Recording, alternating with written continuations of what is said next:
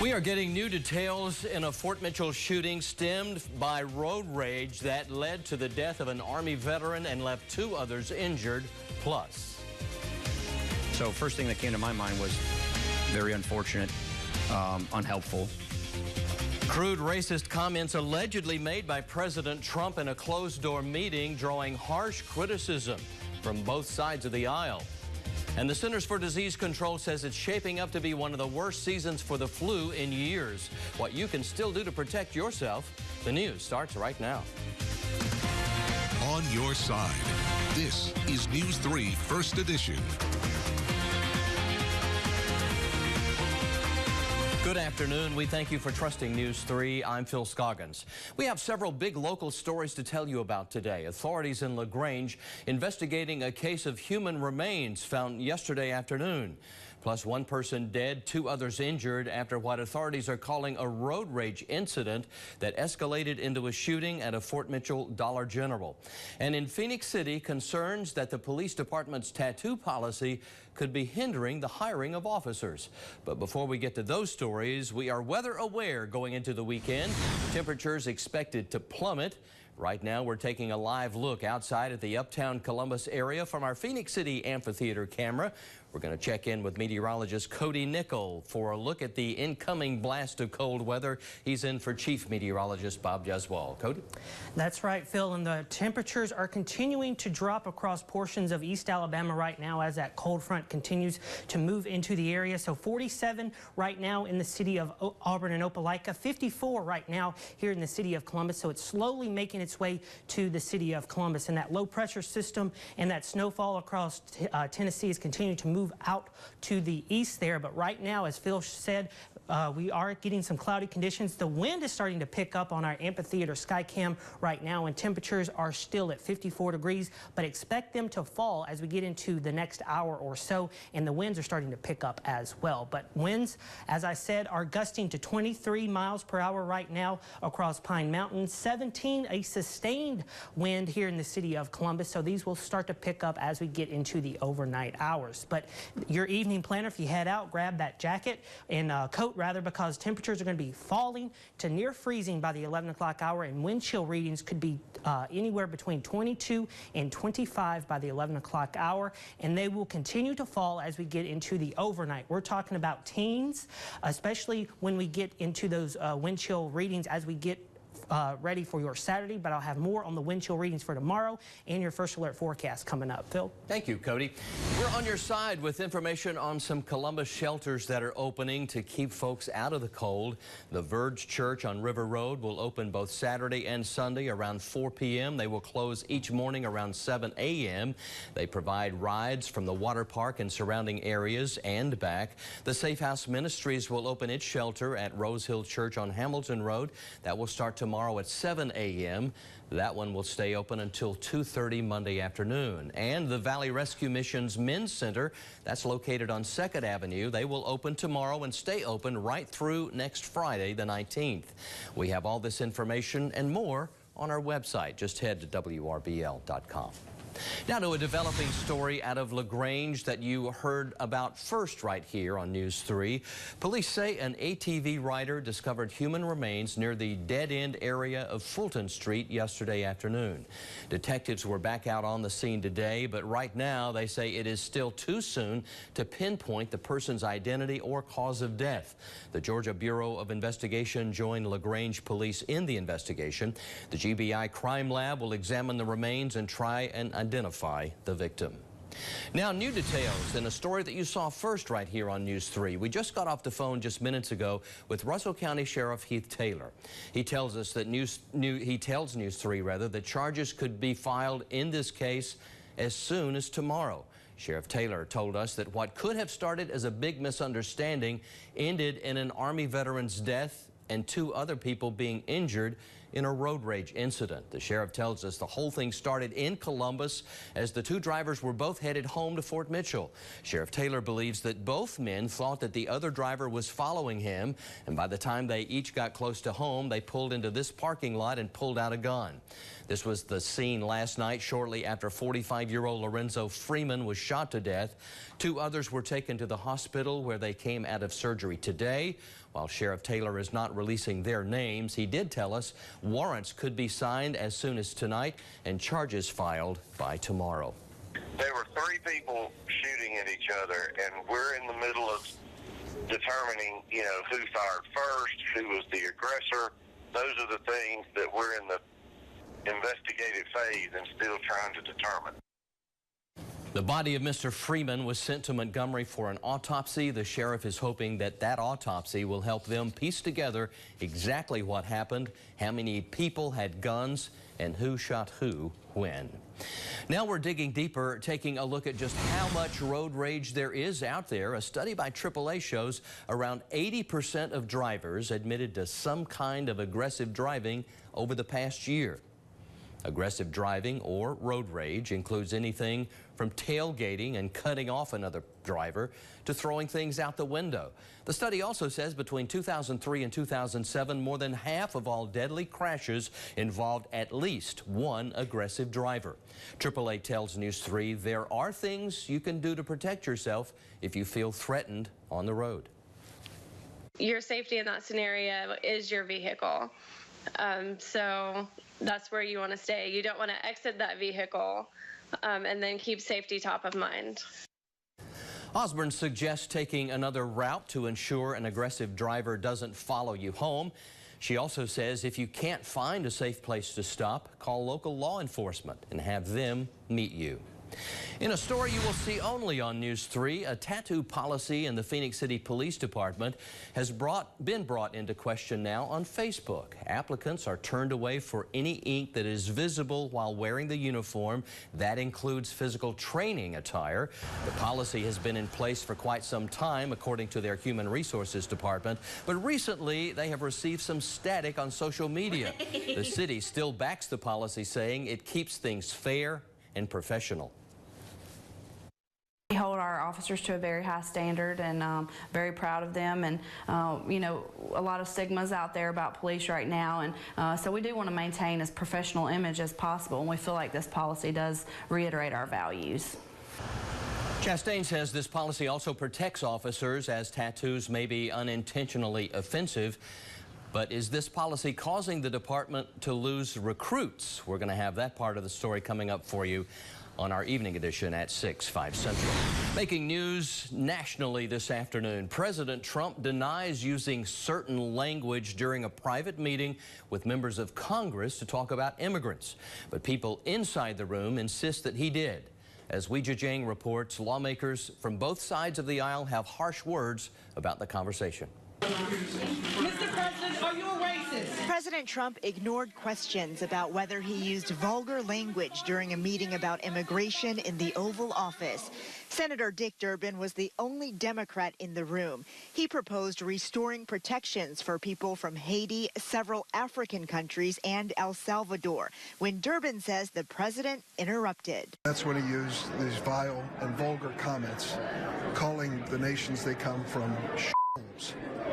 The exact word used by the president, not just once, but repeatedly. The president reportedly asked, why do we want all these people from expletive hole countries here? We should bring in more people from places like Norway.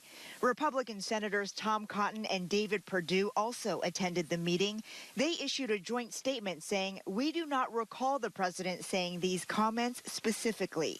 President Trump denies using the language in question, but neither he nor the White House have disputed comments that suggest he prefers immigrants from certain countries over others. I read those comments later last night.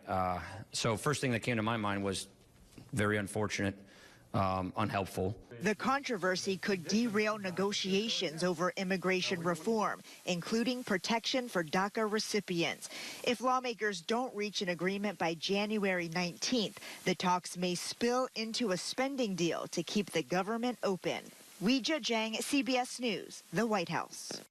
The president's comments came as senators presented details of a bipartisan compromise, but he rejected the term, so it is back to the drawing board.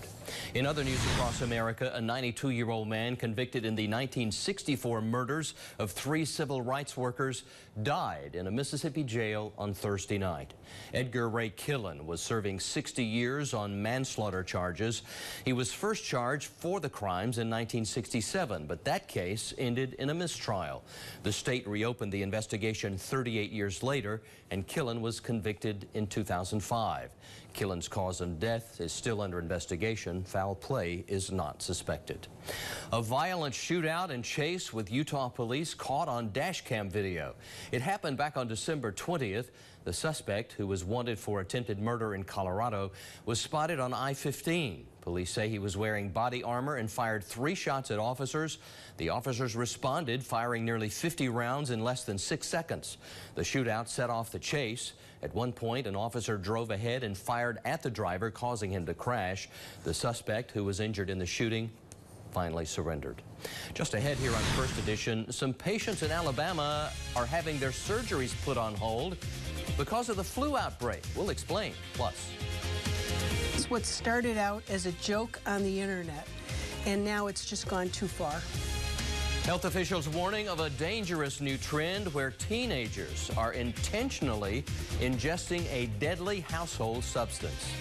As always, the best way to stay connected with us here at WRBL, like and follow us on social media. You can find us on Facebook, Twitter, and Instagram with the latest breaking news, sports, and weather. Right, Cody? And that's right, Phil. And we reached a high of temperatures in the 60s today across the region. That's going to be a different story for tomorrow. I'll explain coming up in your First Alert forecast. And also, we got a little rain in the bucket today as well.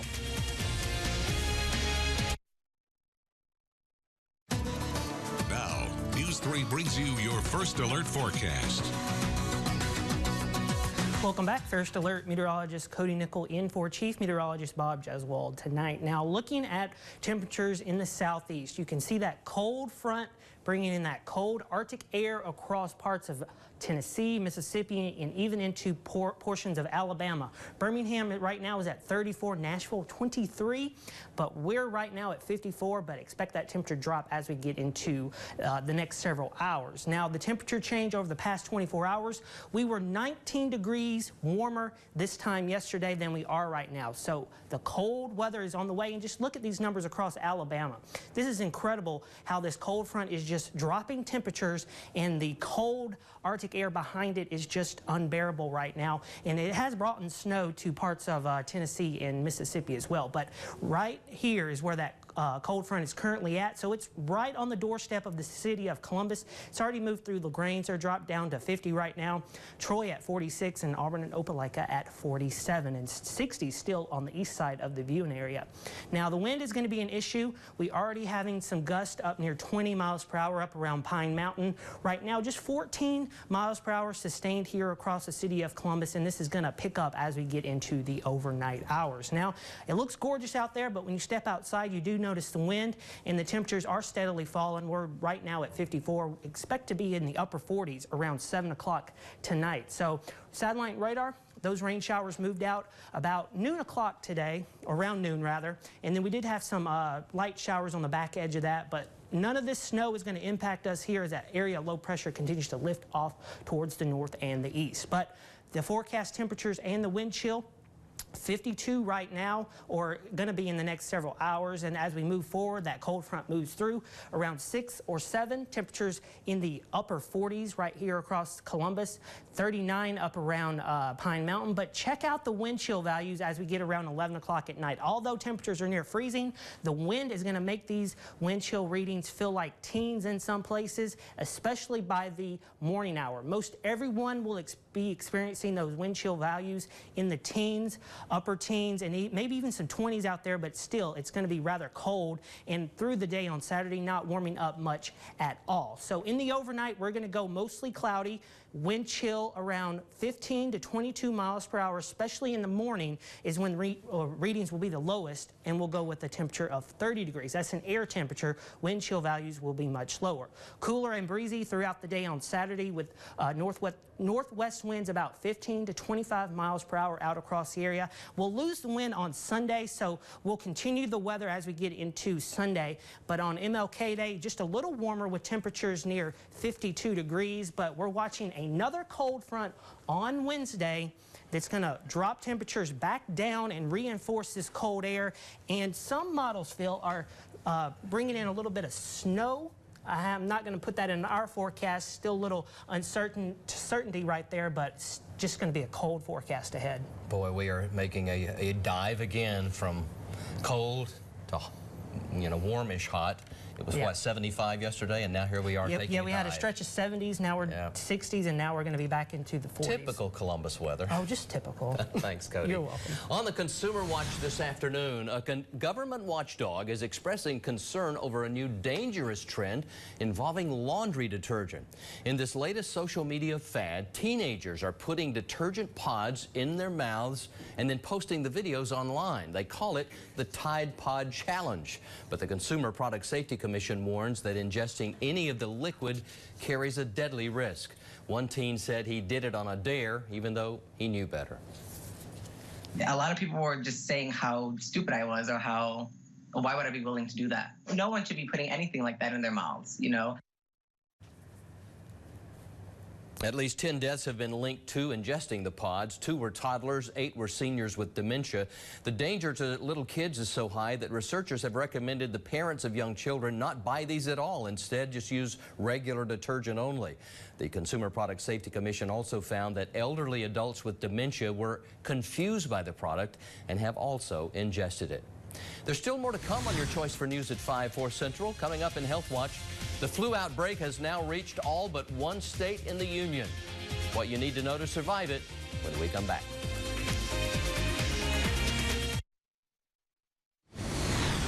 In today's Health Watch report, Alabama Governor Kay Ivey has issued a flu emergency as hospitals all across the state are filling up with patients because of the worsening outbreak. State health officials say that hospitals in nearly 1/3 of Alabama's counties are at 90% of their patient capacity. Some are even full. Officials are asking people to stay away from hospitals unless they are a patient.